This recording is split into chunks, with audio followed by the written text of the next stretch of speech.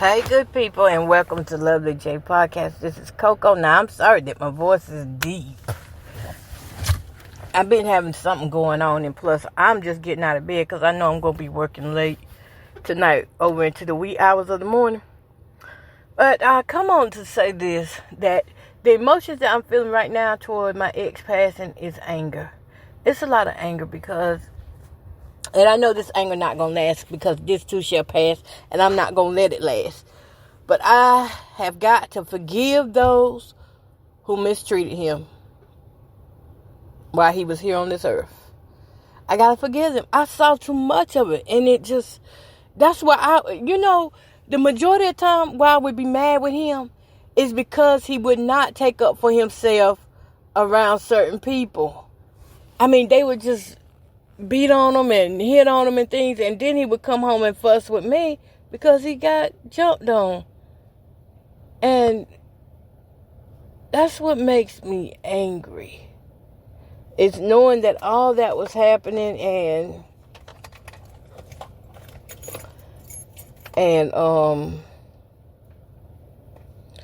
he was an addict.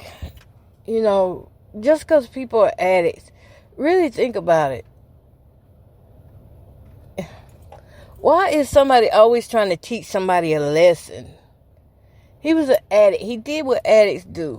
Addicts, when they don't got no money, they get out here and they work and they do things that they know is beneath them, but the addiction is so strong.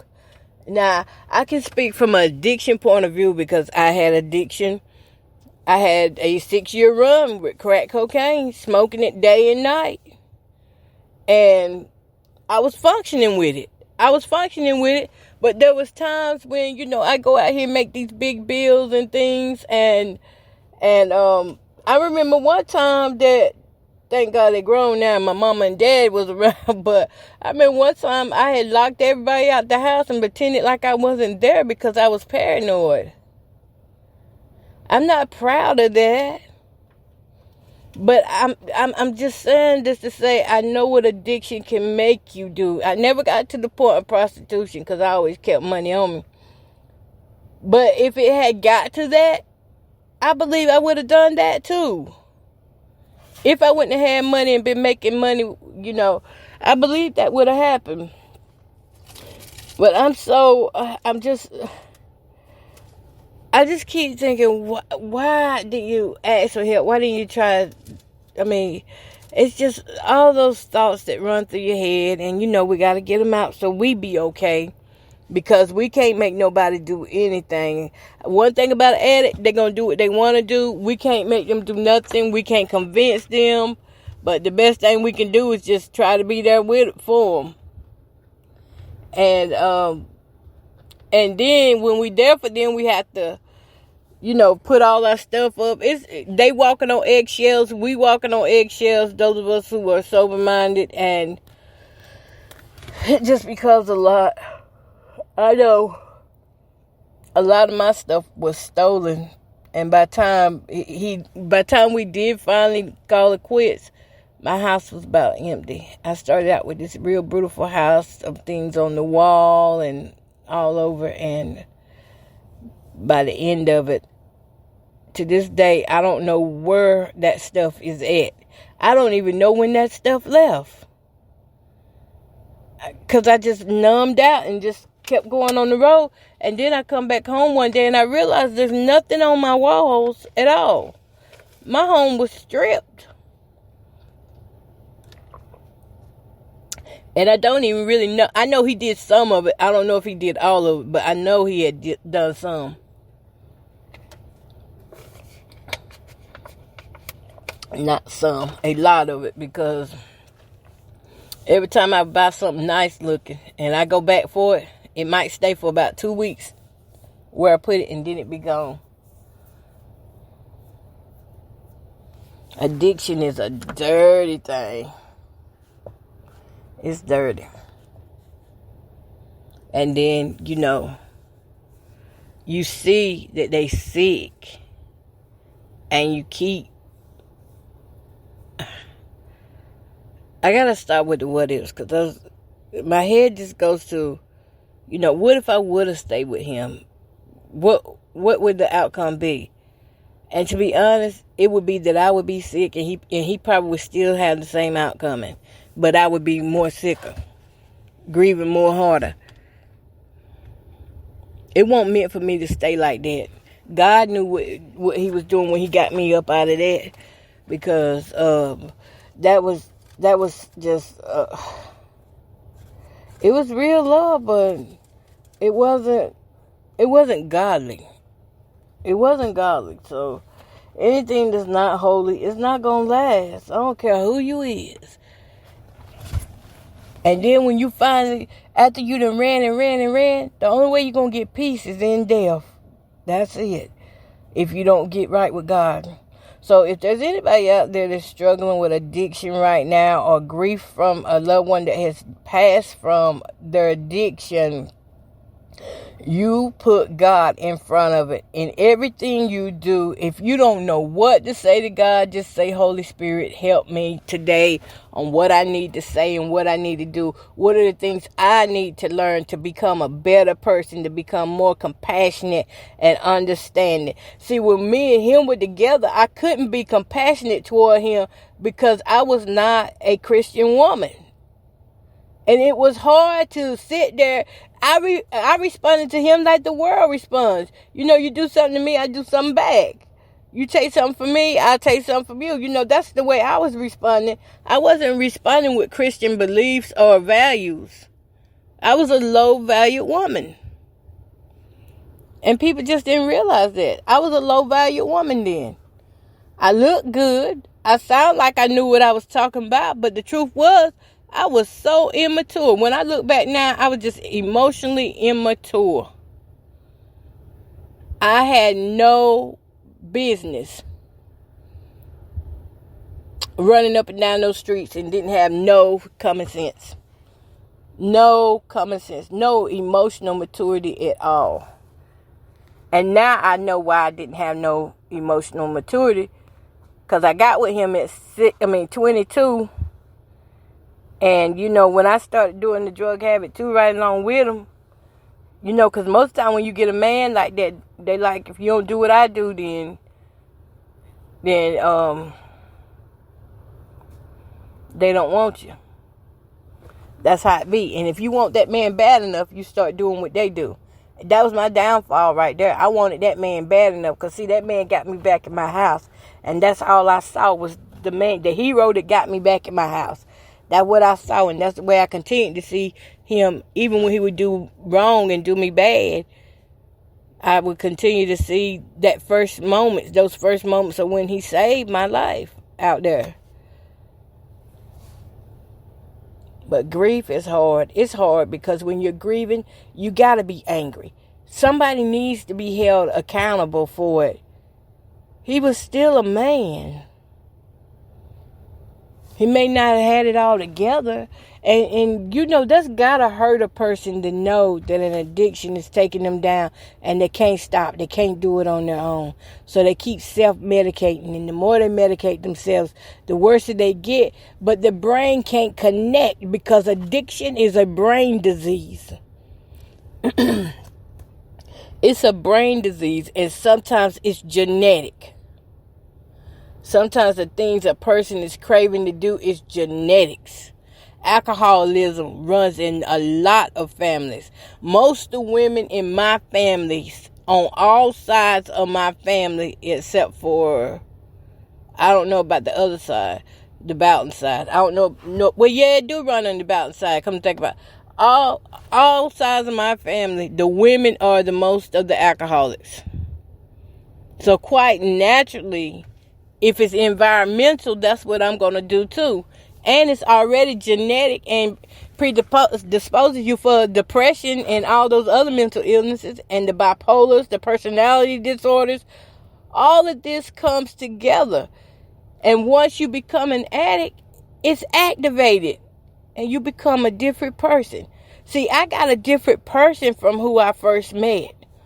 Who I first met was this guy who was willing to do anything for me. Anything. Who he became over time was a guy who was still willing to do anything for me, But he also sacrificed.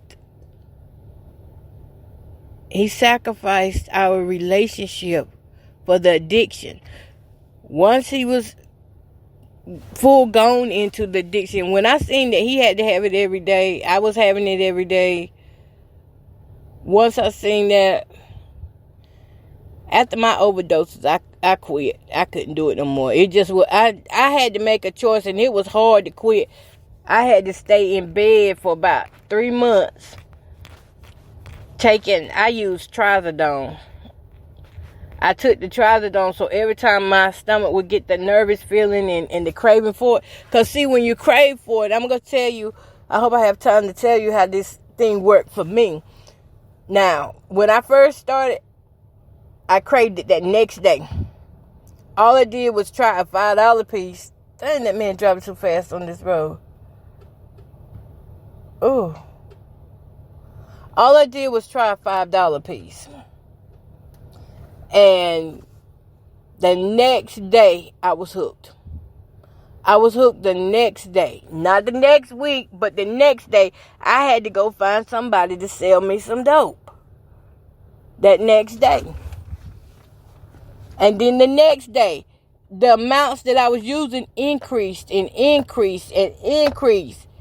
By the time I quit, I was spending up to, I even had a budget for it, $600. $600, and sometimes it would be my whole check. Sometimes then I had to get stuff on credit and go to cash advances and things like that. Once I got hooked on it, your body thinks it needs it. Your brain tells you that you need it. And you run out and you get it. And on your way to get it, you holding your butt cheeks in. Because, see, your nerves done broke. Them drugs break your nerves down. And when you even think about hitting that crack cocaine, you get the bubble gut. Like you gotta do number 2. And then sometimes you do number 2. And some people do mess on themselves, while they doing it. And then that becomes part of your lifestyle. Diarrhea, smoke, go get the smoke, diarrhea, go make some money to get some more, hopefully before the end of the night. But you're spending your time throughout the day just trying to get another hustle in so you can go get some more smoke. And in between that, you got to deal with your stomach, which is constantly producing diarrhea because your nerves are saying, I need a fix. And you're trying to cater to your nerve. And you might not even want to go. It was days I laid in the bed. I didn't want to go. But my nerves did. My nerves were, I would cramp so bad in the bottom of my stomach when I would try to quit. It hurt so bad that I'd be like, come on, Rollo, let's go get something. I said, I got to have something. And we go get it. I was in pain too. My body was cutting up. And I didn't know till about last week, I reckon, when I started studying some more into this, that was the source of a lot of my pains, was because I was doing those drugs. I had no idea. So I thank God for that man named Martin out in Phoenix. If y'all go look that up, his videos, that helped me a lot to understand even my condition and why my body is the way it is now. Because everything he was developing, I was starting to develop too. I still got marks on my fingers. I still got burns and things. When I did quit, it took me a long time for my thumbnails to get back looking like regular thumbs. And it still don't look like a regular thumb right now. Because I was burning my thumbs up, smoking. And I kept infections. Infections all the time. UTIs. Bladder infections. I kept bronchitis. Just infections all the time with it. And did it hurt? Yeah, I stayed sick. But I didn't realize. Now, I'm going to tell y'all something. And this is it. I was like he was before he was like that. I didn't get down that skinny, but I was like that. My bones and stuff were disfigured. My arms were twisting backwards. And my legs and stuff were disfiguring. But people couldn't see it underneath my clothing, but I could see it. And I could feel it. My joints were stiff. I was like that first. And he had to wait on me and doctor on me. And then there I was having diarrhea bad. He would have to run in the store, get milk for me. Because when I started overdosing, he had to get milk. He had to get toilet paper. He had to go to people's house and ask them for big glasses of water at times whenever I was a mess. I was a ratchet, a work undone. Not even, in a way, I wasn't even wanting to live because the brain thing with the cocaine was so bad. And to be free right now, I didn't see it. And Satan won't gonna let me see it. So I'm telling some of you out there now that you still doing drugs. Of course the devil not gonna let you see your future is good. He gonna keep you thinking that you can't get off this stuff, but you can. You can do it. You've got to fix the brain. I had to rewire my brain. You got to hijack your brain back. You got to take it back. Everything that the devil stole from you, you got to take it by force. And the only way you can do it is by the Spirit of the living God. You got to walk in truth with that thing. If you need a hit, say you need a hit so that you don't walk into it. Say it, acknowledge it, and then do something about it.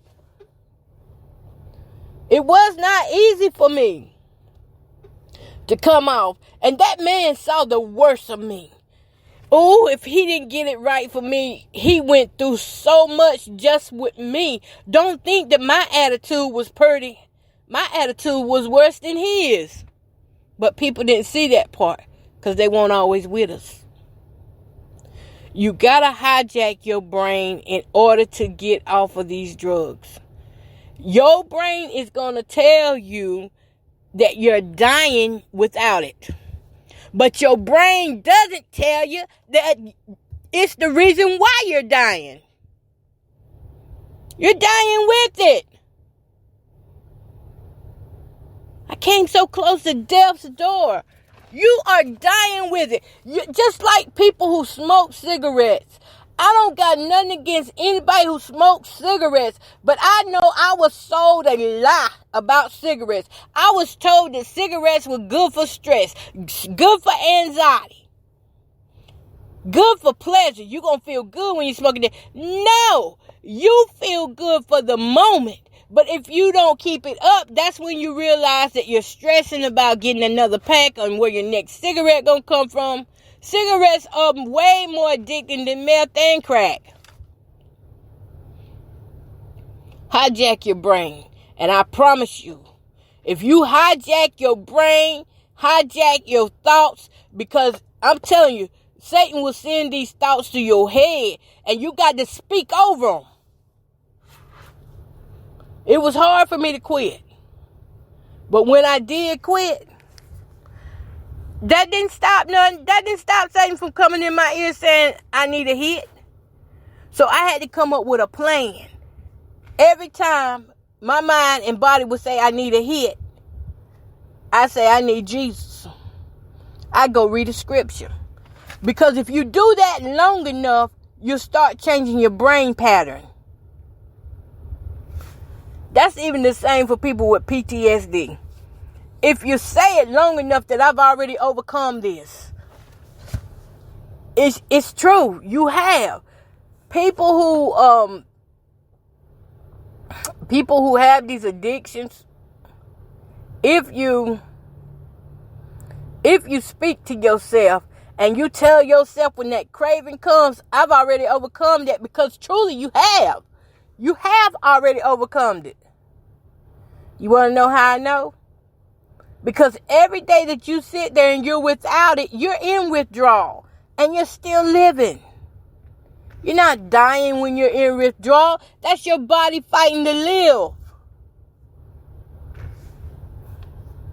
That is your body fighting to live whenever you have withdrawal. That's a good sign and a good indication that life is still present on the inside of you.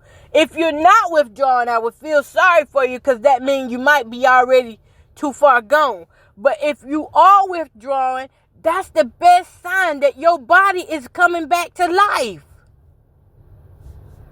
So don't let withdrawals scare you when the pain comes in your joints, in your head, in your mind. Don't let it scare you. Just go through it. Go through it. The same effort you put into doing the drug, put that and some into not doing it, into just saying no. You got to train yourself. It's not easy. It's a training. It's a battle of the mind. It's a battle of the mind. And whatever deep thoughts you're going through, okay, y'all, the bus is coming, so I'm going to have to pause out. But whatever you're going through that's causing you to want to do these drugs, the emotional hurt that you're in, you got to dig in there and uproot it.